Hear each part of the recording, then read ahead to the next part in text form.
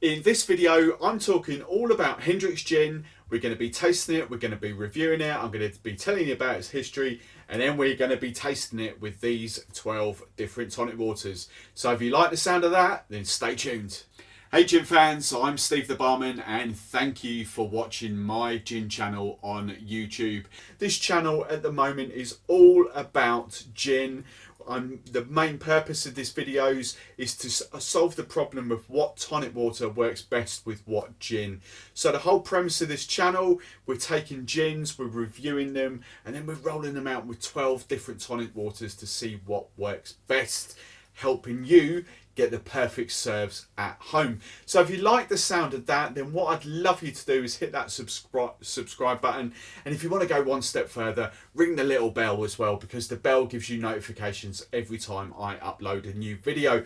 But I would love you to subscribe. What I'm aiming for is 1,000 subscribers by the end of 2018, and the big thing milestone that I'm looking to hit is 100,000 views as well. I'm up to 25,000 views. The channel has taken off again ever since I've started rolling out the gin stuff. I've been getting lots of questions, lots of comments. Thank you very much, guys. I'll start name dropping a few of you in the next few videos. But just thank you for your support. There's been lots of great feedback coming back.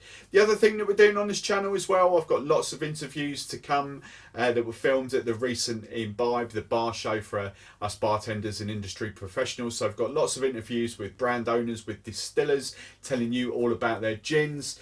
And I've got lots of cocktail recipes. I've got debates about glasses, debates about ice. We're going to be rolling out videos that showcase certain brands of tonic waters. We've got Franklin's and Sons new tonic waters to roll out as well. So all that is coming up on this channel. So if you like the sound of that, hit that subscribe button and you'll learn even more about gin. Let's get into today's video. Today we're talking all about Hendricks.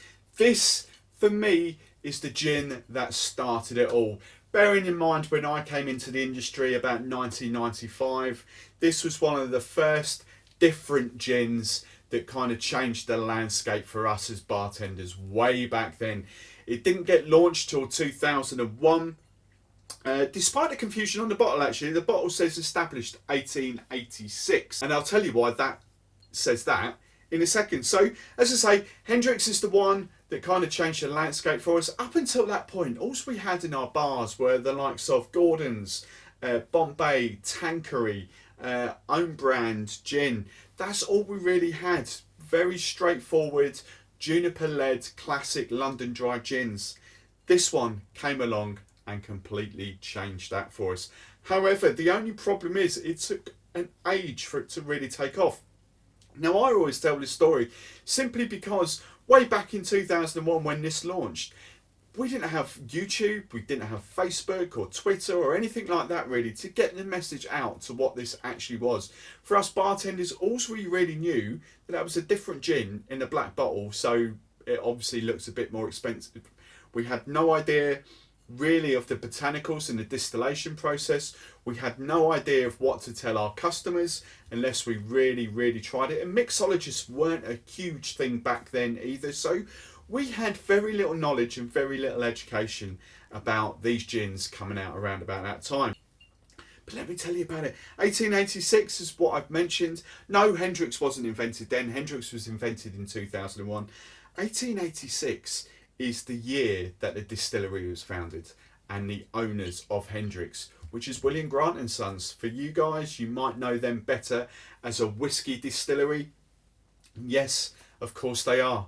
They're responsible for 5 big brands that you probably will have heard of all of them actually, but you might not realise they own all of these brands. So whiskey wise, they've got Grant's Whiskey, obviously that's what the distillery is named after. Grant's Whiskey is a Scotch, kind of goes up against Teachers, Bell's, Famous Grouse. Drambuie, that's the big one, their big sort of whiskey based liqueur. For the whiskey enthusiasts as well, they've got Monkey's Shoulder, which is a blend of malt whiskies. It's a Scotch, it's a premium Scotch, but it's a blend of malt whiskies. And then the other 2 brands, Sailor Jerry.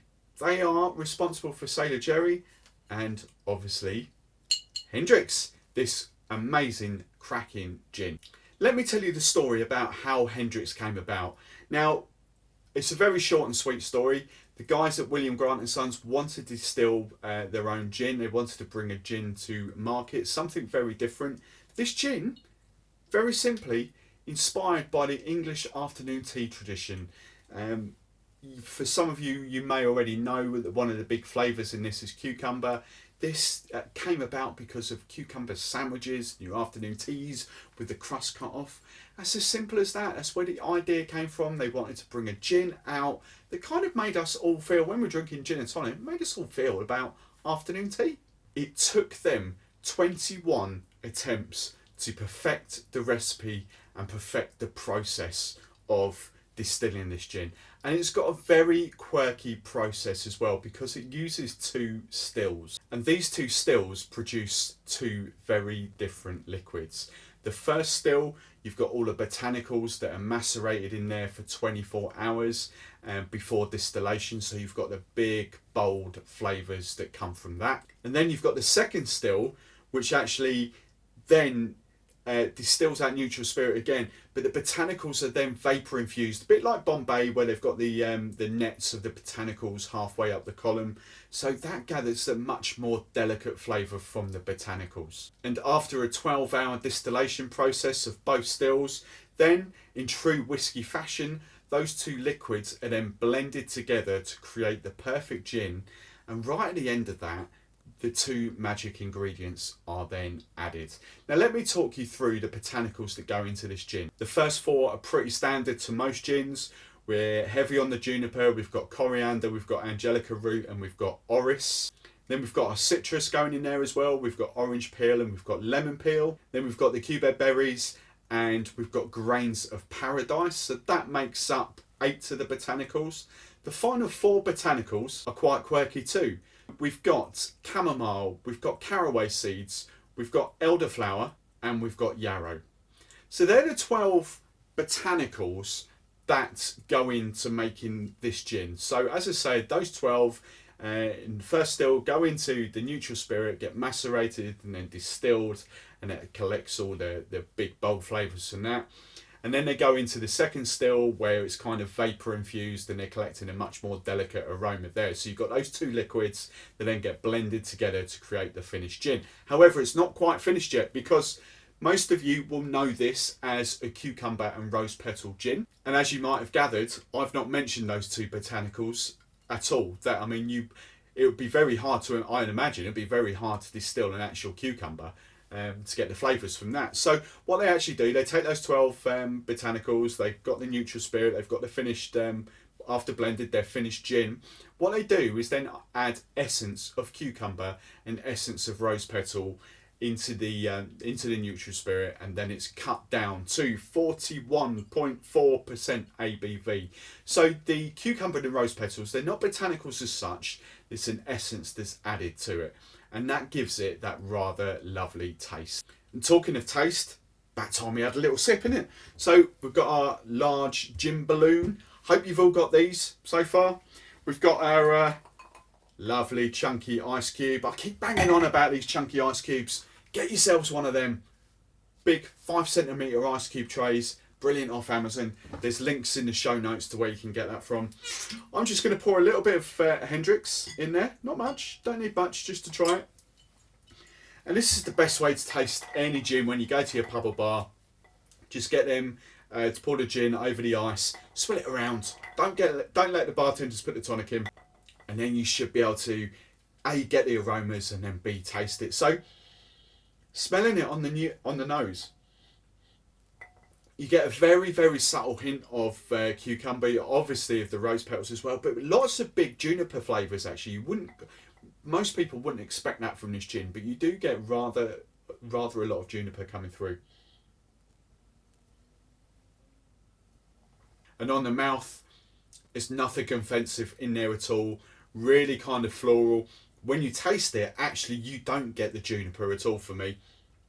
You do on the nose, but not on the taste. You just get nice floral, subtle hints of cucumber. I don't get too much of the rose, but just a really lovely, actually a refreshing gin.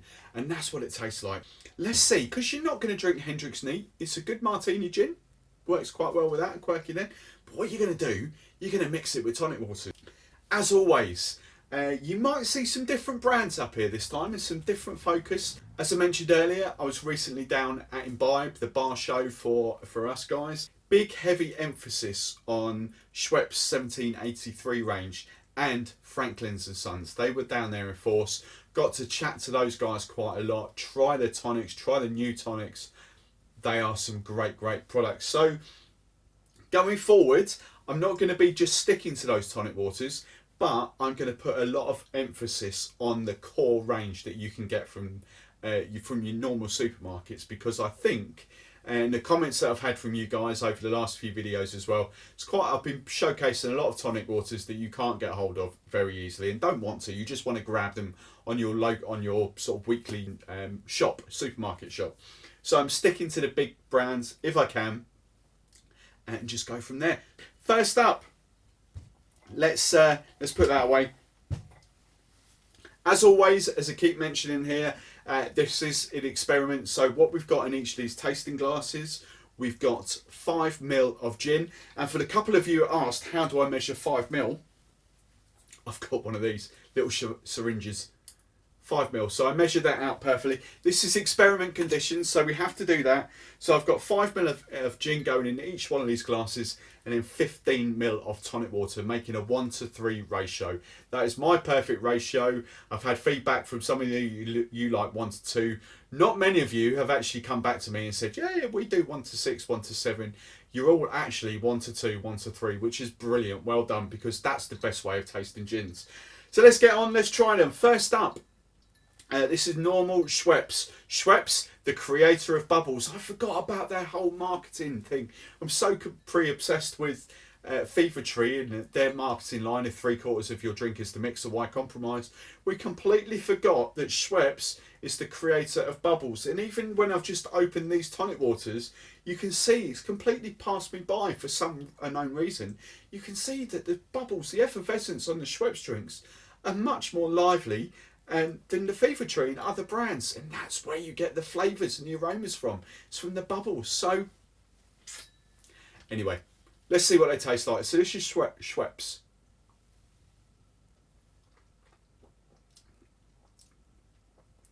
Oh, that makes a lovely gin and tonic, that does.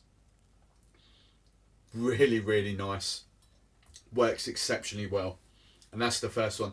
So this is Schweppes' premium range. This is their crisp tonic, their normal crisp tonic, 1783. Slightly more bitter as a tonic water.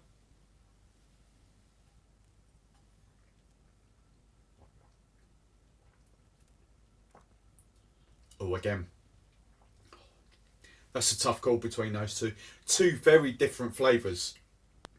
I really like that. Really nice. Fever Tree, let's go with that. This is probably the standard one for most of you. I know most of you are Fever Tree people.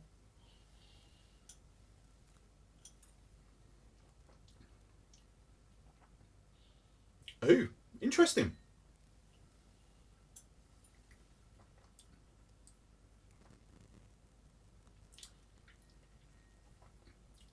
Wow, that for me, I'm not just saying this because I'm a Schweppes person, that for me just doesn't work. For me at the moment, I'm preferring normal Schweppes. I think that works perfectly in there. This is Franklin's and Sons. It's a great brand of tonic waters, really like them. That works very well. Can't say a bad word against that, to be fair. Right, this is Schweppes' 1783. This is their light. Now, why am I doing a light tonic water when I've got them there? The whole thing is, as far as I'm aware, Fever Tree's light tonic water is just the light version of their normal classic tonic water, their Indian tonic. However, Schweppes' 1783 light tonic water has got a different flavour to it. It's kind of got a little hint of grapefruit in there as well. So that's why I'm using this. It should give off a very different taste. And it does. And it doesn't work. Not a fan of that with this one. Really not. The normal 1783 is much better for me. yeah, I think it's just, I think because it's a light drink for me as well, I need that slightly sort of sweeter, sweeter taste on my palate. That's just me personally.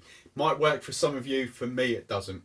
Right, Fever Tree Mediterranean. I've got that on this side. It's normally on this side, but as you can see, we've got lots of different flavoured tonic waters this side. So I'm finding out that a lot of you actually prefer Mediterranean Fever Tree to normal. So I'm going to start using that as a normal tonic water. So let's see what this tastes like. Should work quite well. It's a floral tonic water going with a floral gin.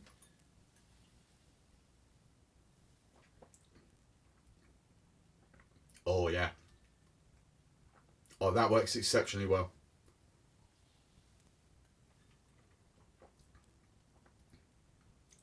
Oh wow. Actually, tough call. For me, I think the Fever Tree Mediterranean actually wins that one. It just brings something a little bit extra. It's got that slight sweetness for me, what I need. Just a little bit more flavour. That's what we like. And then Schweppes, I can't split. I can't actually split those three, to be fair. That probably for me a little bit ahead of those two. Fever Tree is all right, but if I had to pick one or the other, I would definitely 100% pick the Mediterranean. That's the kind of plain flavoured tonic waters. Let's flip over to this side because we've got more Fever Tree, but we've got a heavy emphasis on flavours this side. First up, I've got Fever Tree's Elderflower Tonic Water. Now, open and honestly, I've never tried Elderflower Tonic Water with Hendricks before, so it's going to be a first for me as well.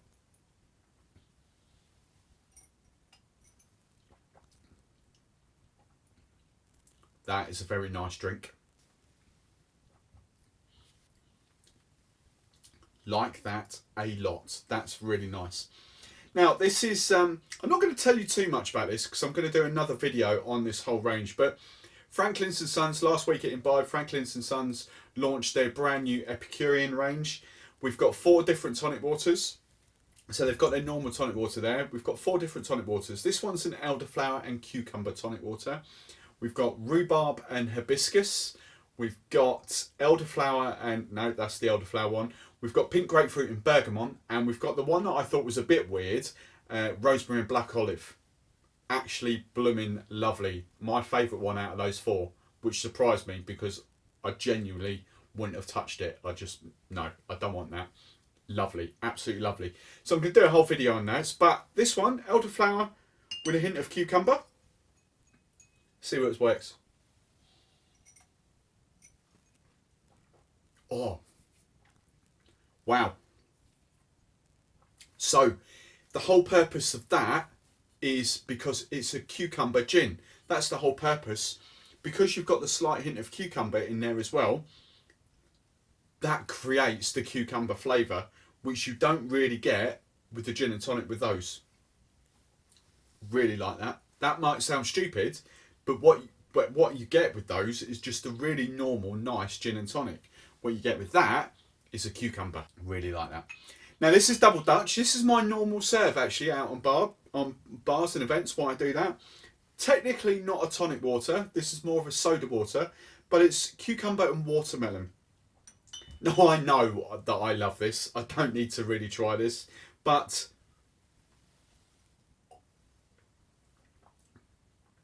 I cannot argue with that. It just works really well. The watermelon goes, it does kind of overshadow the gin, of course it does. It's quite big, bold, punchy flavours, cucumber and watermelon on there. But it's a finished drink. I don't think you could go wrong with that. That's really nice. Right, this one is a new one for me as well. This is Schweppes' 1783. This is their cucumber tonic water, plain cucumber. A first for me. I tried it at Imbibe last week. First time I've ever tried it. This is the first time I've tried it with any form of gin. So let's see if it works. Wow, in a different way to that. Because that just gives it, because it's elderflower and cucumber, that just gives it something, just lifts the flavour up. That, because it's just plain cucumber,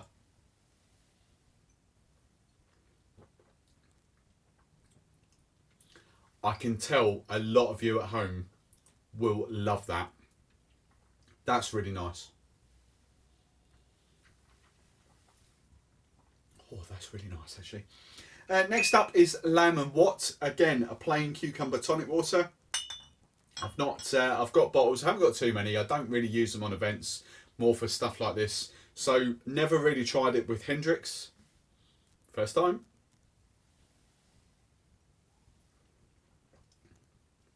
That tastes a lot sweeter than Schweppes. I can tell there's got to be more sugar content in that straight away. Actually, this is going to sound weird considering what I've said over there, that I've got a sweet tooth. Actually, I prefer the Schweppes. Maybe, I don't know, I don't want to call it an artificial flavour because it's not an artificial flavour, but it tastes artificial. Right, last up. Again, not quite sure why I've got this out, the rose lemonade. I've seen this on menus in bars. It's not a personal, it's not a sort of mix that I would put together. However, it's got rose essence in the gin, slight hint. Let's see.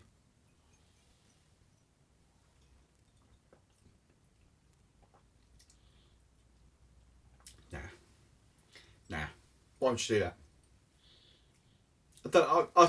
I like the rose lemonade. No. Right, oh, winners. Oh, that is really, really tough actually. Right. With the exception of rose lemonade, there isn't a bad drink amongst them. There really isn't. You could quite happily have 11 of those tonic waters and have a really nice Hendricks Gin and Tonic. There are a couple that are a cut above the rest. Fever Tree Mediterranean. If you want a plain tonic water, that's definitely what I'd recommend over there.